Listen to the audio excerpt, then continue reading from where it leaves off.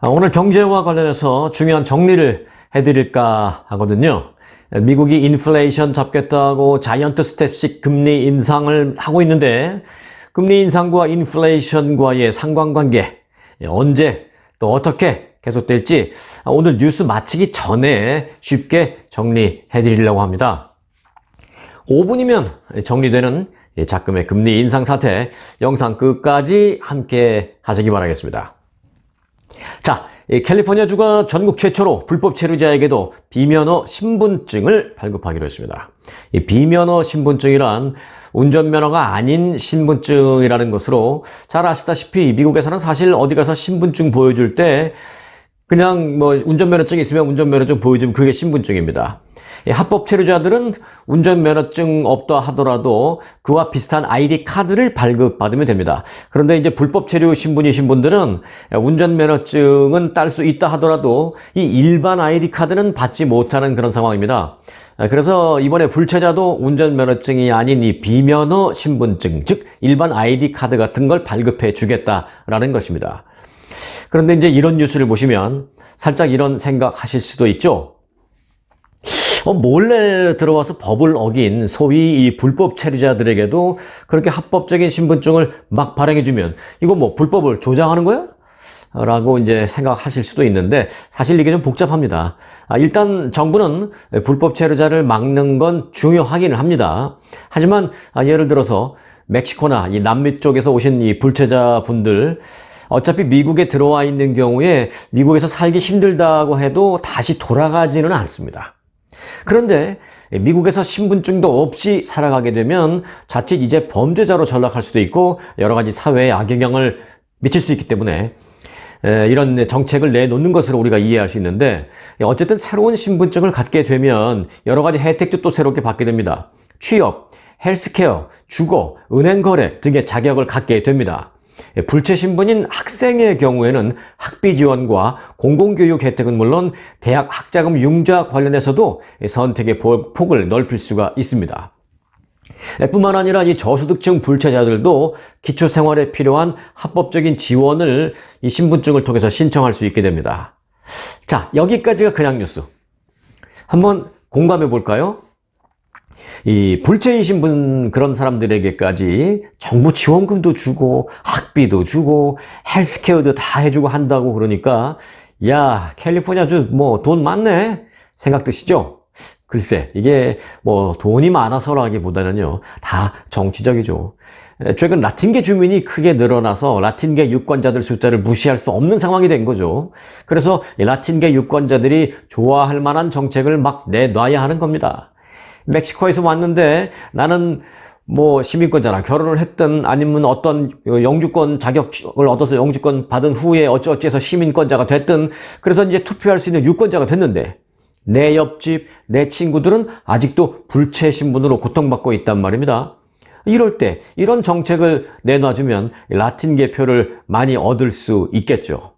뭐 이런 논리죠. 뭐 꼭 라틴계만 그런데 해당되는 건 아닙니다. 한인 사회에도 사실 신분 서류를 갖추지 못하신 분들이 적지 않이 있거든요. 그분들에게도 해당되기는 합니다. 하지만 결국은 라틴계 끌어안기 정책이라고 볼 수 있습니다. 예산이 얼마나 더 들어갈지 모르겠지만 정치인들이 뭐 자기 돈 쓰는 거 아니니까요. 여하튼 뉴스 풀이 잠깐 해드렸고요. 자, 최근 5년간 그런데 미국에서 극단적인 선택을 한 한국 국적의 한인 동포. 여기서 말하는 한국 국적의 한인 동포라는 것은 미국에 사는 이제 한국 사람이긴 하지만 뭐 시민권자 이런 분들은 빼고 영주권자나 뭐 유학 신분이나 아니면 뭐 단기 체류 신분, 뭐 주재원 이렇게 한국 국적을 유지하고 미국에서 사시는 그런 분들이 지난 5년간 미국에서 극단적인 선택을 하신 분이 70명이 넘는다네요. 이 외교부의 재외국민 사건 사고 통계에 따르면 2017년부터 2021년까지 5년간 해외에서 극단적인 선택을 한 한국 국적의 재외국민은 모두 914명으로 조사됐습니다. 연도별 수치를 잠깐 보면 2017년도에 175명, 2018년도에 215명, 2019년도에 175명, 2020년에 169명, 2021년에 180명 등입니다. 작년 한 해만 비교하면 10년 전인 2012년에 비해서 1.5배 이상 증가한 폭입니다.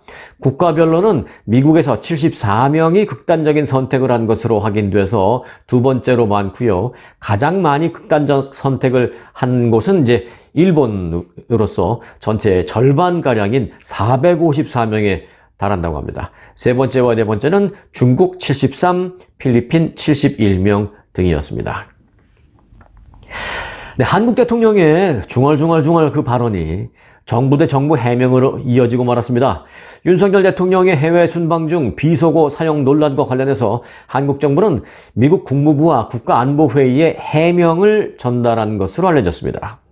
정부 고위 당국자는 미국 국가안보회의 고위 당국자에게 윤 대통령 발언과 관련해서 이 해당 발언이 미국에 대한 것이 아니다라는 점은 분명히 설명했다라고 밝혔습니다. 그리고 이에 대해서 미국 측은 문제없다라고 답을 했다고 정부가 밝혔습니다. 대통령이 중얼중얼한 얘기로 인해서 정부 대 정부의 해명이 오가야 하는 이런 자체가 참 팔리는데요. 아무튼 뭐라고 해명했을지 궁금합니다. 그거 이스키 저스키 그거는 미국이 아니라 한국의 국회의원들을 지칭한 거야. 그것도 야당 의원 지칭한 거야. 오해 말아요. 했을런지. 또 그리고 참고로 바이든이 아니라 날리문이라고 말한 거야. 그 날리문이라는 뜻은 한국에선 블라블라블라 이런 뜻이야. 이렇게 해명을 했을까요? 해명을 들은 미국 관계자들은 전화 끊고 자기들끼리 무슨 얘기 했을까요? 그럼 그렇지. 한국의 대통령이 그럴 리가 없어. 라고 했을지. 바이든이 아니라 날리문이라고 했는데, 근데 그 날리문이 뭐야? 한국말로 날리문이 영어로 무슨 뜻이야? 했을까요? 아무튼 국제 신조어 하나 나왔습니다. 날리문. 네, 앞서 지난 21일 윤 대통령이 조 바이든 대통령의 초청으로 글로벌 펀드 재정 공약 회의에서 참석한 후에 이동을 하면서 그 말이 지금 문제가 된 거죠. 국회에서 승인을 안 해주면 이스키 저스키 그런 얘기도 했다 그러고 쪽팔려서 어떡하냐. 근데 그 앞에 바이든 쪽팔려서 어떡하냐라고 했느니 그게 아니라 난리문이라고 했느니 이게 문제인데 한국에서는 그래서 이걸 이제 듣고 너는 바이든으로 들리냐 난리문으로 들리냐 이걸 지금 서로들 온 국민이 그거 갖고 지금 난리예요. 그래서 무슨 청력 테스트 하는 것도 아니고 이제 온 국민이 다 이거 이제 들어보고 그것도 몇십 번씩 들어보고 있는데 이게 이제 확대되다 보니까 청력 테스트가 아니라 정치적 성향 테스트가 돼버린 거예요. 이게 바이든으로 들린다 그러면은 너 진보야? 좌파야? 이렇게 되고요. 난리문으로 들리는 것 같은데? 이러면은 우파네? 난 잘 모르겠는데? 그러면 중도 내지는 이것도 저것도 아니야? 이렇게 자칫하면 정치적인 성향을 가름하는 무슨 리트머스 시험지 같은 그런 게 돼버렸습니다. 이게 참 이 중얼중얼 말 하나로 지금 국민들의 분열이 될까 걱정인데 빨리 이 사태가 좀 끝나야 되겠습니다. 그런데 어제 그 대전에는 큰 화재가 있었어요. 대전에 있는 현대 프리미엄 아울렛에서 대형 화재가 발생해서 무려 7명이 숨지고 1명이 중상을 입는 참사가 발생했습니다. 매장이 오픈하기 전에 발생한 화재였기 때문에 일반 고객들의 피해는 없었습니다만 그 안에 관계자들이 또 의외로 많이 있었어요. 그래서 그들의 피해가 의외로 컸습니다. 주로 시설 관리, 물류, 쓰레기 소각장, 그리고 청소 등을 담당하는 직원들로서 나이는 30대에서 70대까지 다양했고요. 남자 6명, 그리고 60대 여성 1명 등이 사망한 것으로 밝혀졌습니다. 저는 그 화재 원인이 가장 궁금한데요. 현장 CCTV 영상을 확인한 조사 관계자의 말을 따르면 그 종이 상자와 의류 등이 많이 쌓여 있는 지하 하역장 쪽에 1톤 화물차 기사가 주차를 하고 내려서 하역 작업을 하던 중에 차 주변에서 갑자기 불길이 보이기 시작했다라고 말했습니다. 그 이상 아직 정확한 원인은 밝혀지지 않고 있습니다. 생각보다 인명피해가 컸는데요. 그 이유는 지하에서부터 그 유독가스가 순식간에 건물 전체를 휘감았기 때문이라고 합니다. 지하에 있었던 한 탈출자의 얘기를 들으니까 이 연기가 나는 걸 보고 놀라서 차를 빼서 차와 함께 대피를 하려고 했는데 도저히 차를 뺄 시간 여유가 안 돼서 그냥 차 버리고 뛰쳐나왔는데 불과 30초도 안 돼서 지하가 온통 유독가스를 꽉 찼다고 합니다. 앞을 볼 수 없을 정도로. 이거 어떻게 그렇게 가능한지, 이게 그 안에 그 재연 시설이라고 있거든요. 화재가 나면 연기를 빼내는 시설. 그런 게 있다고는 하는데, 과연 제대로 된 용량들이 제대로 있었던 것인지, 아니면 있다 하더라도 그게 당시 제 기능을 발휘했던 것인지 상당히 이거 의아스럽습니다. 철저하게 조사를 해야 할 것 같습니다. 사태 직후에 그 정재선 현대백화점 그룹 회장은 현장을 찾아가서 무거운 책임감을 통감한다라면서 고개를 숙였습니다. 어제 보도해드렸죠. 이 중국이 최근 대만을 계속 위협하는데, 대만의 위협이 곧 한반도의 위협으로 이어질 수 있다라는 거 말입니다. 이와 관련해서 아주 민감한 질문이 오늘 있었는데요. 오늘 아침 국무부에서 있었던 정례 기자 브리핑에서 한 기자가 네드 프라이스 국무부 대변인에게 이렇게 질문했습니다. 중국이 대만을 침공할 경우 한국이 대만 방어를 지원하기를 원하느냐라는 것입니다. 요건 이제 질문이 상당히 그 민감한 질문이기 때문에 천천히 한번 잘 보시기 바라겠습니다. 자, 그리고 이 질문에 대한 프라이스 대변인의 대답도 중요합니다. 이렇게 대답했습니다. 우리는 한국과 철통 같은 동맹을 맺고 있으며, 이 동맹은 태평양에서 공통의 이해관계뿐 아니라 양국이 공유하는 가치에 기반을 두고 있다라고 답했습니다. 그리고 이렇게 덧붙였습니다. 우리가 대만인을 지지하는 여러 이유 중에 하나는 우리가 대만인과 가치를 공유하기 때문이며, 그것은 우리의 한국 동맹에 대해서도 마찬가지다라고 덧붙였습니다. 가치를 공유하기 때문이다. 여기서 말하는 이제 가치, value, 이거는 이제 뭐 민주주의에 대한 가치라고 볼 수도 있고, 또 자유에 대한 가치라고 볼 수도 있고, 그런 거죠. 아주 잘 돌려서 한 대답입니다만은 당연하다라는 대답입니다. 중국이 대만을 공격하면 미국이 대만을 지원할 텐데, 한국도 같은 가치를 공유한다면 그렇게 해야 한다, 당연하다라는 의미의 대답인 거죠. 흔히들 이 외교 문제와 관련해서 한국은 미국과 중국 사이에서 줄타기를 잘해야 한다라는 말을 많이 하는데, 이제 이게 경제 문제를 넘어서 또 이제 추상적인 안보 문제를 넘어서서 실질적인 눈앞에 선택의 문제로 다가오는 것 같습니다. 이 한국의 안보와 외교 관련 이 최고 지도자님들, 중국이 대만을 공격할 경우에 대비한 시나리오 준비해 놓으셨어요? 철저히 준비되어 있나요? 그것도 하나가 아니라 플랜 A, 플랜 B, 심지어는 플랜 C까지 해야 할 겁니다. 전쟁 폐허국에서 이제 신입 선진국까지 올라왔는데 여기서 잘못될 수는 없습니다. 일 제대로 하셔야 합니다. 자, 다음 소식입니다. 영화배우 곽도원 씨가 제주도에서 음주운전을 하다가 길 한복판에서 차를 세워놓고 그 차 안에서 쿨쿨 잠들어 있다가 적발됐다라는 소식 어제 전해드렸죠? 후속 기사입니다. 문화체육관광부가 곽도원 씨의 공익광고 출연료를 반납하라고 요청했습니다. 곽도원 씨는 지난해 9월 디지털 성범죄와의 전쟁이라는 문체부 공익광고를 촬영한 바 있습니다. 곽도원이 1인 다역을 맡아서 디지털 성범죄의 위험성을 알린 이 광고는 모두 2편으로 제작이 됐는데요. 일단 한 편은 이미 송출이 돼서 방영되고 있고, 나머지 한 편은 아직 송출을 앞둔 그런 상태로 갑니다. 그러나 곽도원이 음주운전 혐의로 적발되면서 해당 광고는 사용할 수 없게 됐습니다. 또 이미 송출된 광고 역시 삭제 조치됐다고 합니다. 그리고 출연 당시 계약서에는 음주운전 등 사회적 무리를 일으킬 경우에 출연료를 전액 배상한다라고 돼 있다는 것입니다. 본인도 본인이지만 중간에 이 커미션으로 회사 운영하는 소속사도 참 골치 아프겠네요. 출연료가 얼마였는지는 지금 공개되지 않고 있어서 잘 모르겠습니다만, 얼마인 게 무슨 상관이에요. 다 반납해야 되는데. 한국이든 미국이든 음주운전은 절대 안 됩니다. 네, 미국 내 최악의 공항 순위가 발표됐습니다. 비행 지연, 보안 검색, 대기 시간, 그리고 고객 만족도, 전문가의 리뷰 등을 기준으로 한 겁니다. 먼저 최악의 공항 1위는 뉴욕에 있는 뉴아크 공항입니다. 2위도 역시 뉴욕에 있는 라구아디아 공항. 또 3위부터는 자막을 보세요.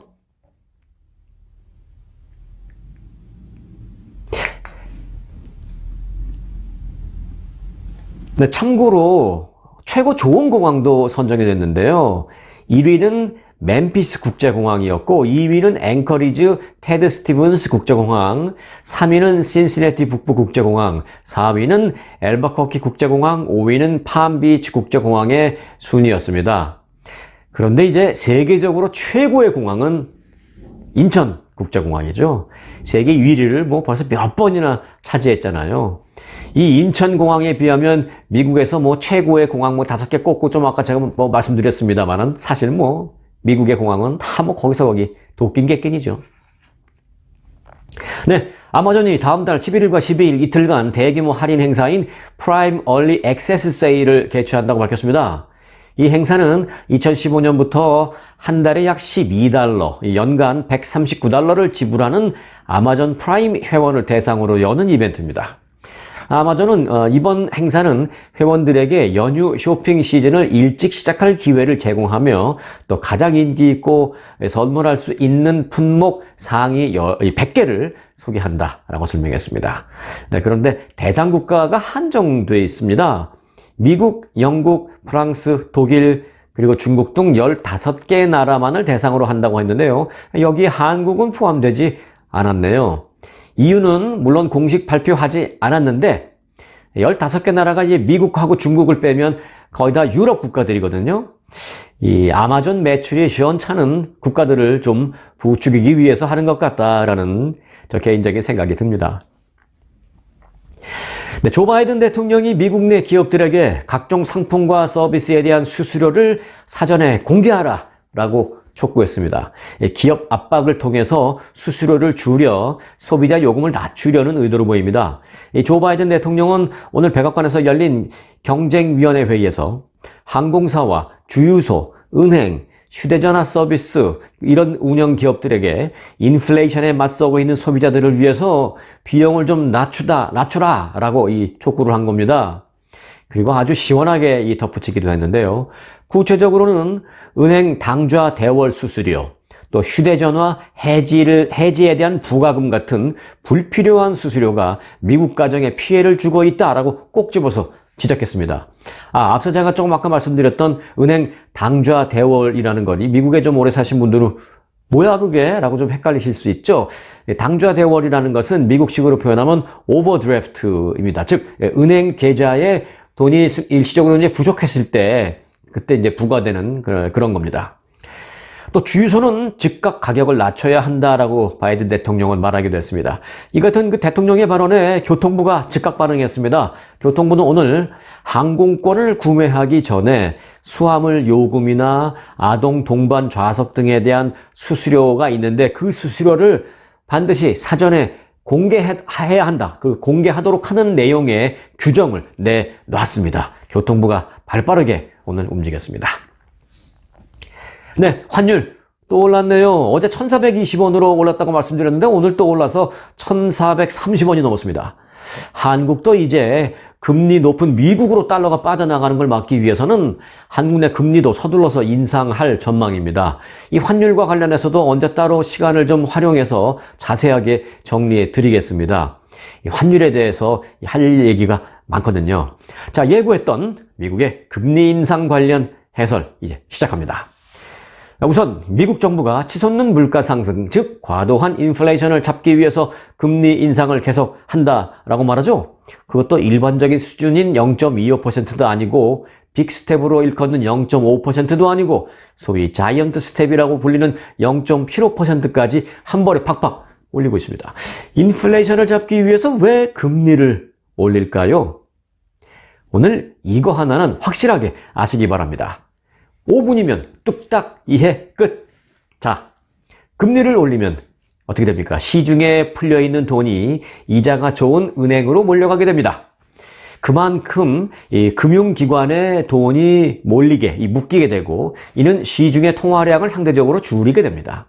예를 들어 볼까요? 은행의 대출 이자가 높아지니까 돈을 꾸려고 하는 사람들이 줄겠죠. 이자 비싸니까 안고 나중에 꾸지 뭐 지금 당장 급한 거 아닌데. 또 반대로 예금 같은 경우에는 비록 뭐 예금 이자는 비록 쥐꼬리만큼이지만 그래도 뭐 예금 이자 조금 좋아지는 것 같으니까 은행에 살짝 저축하는 사람도 많아지게 되죠.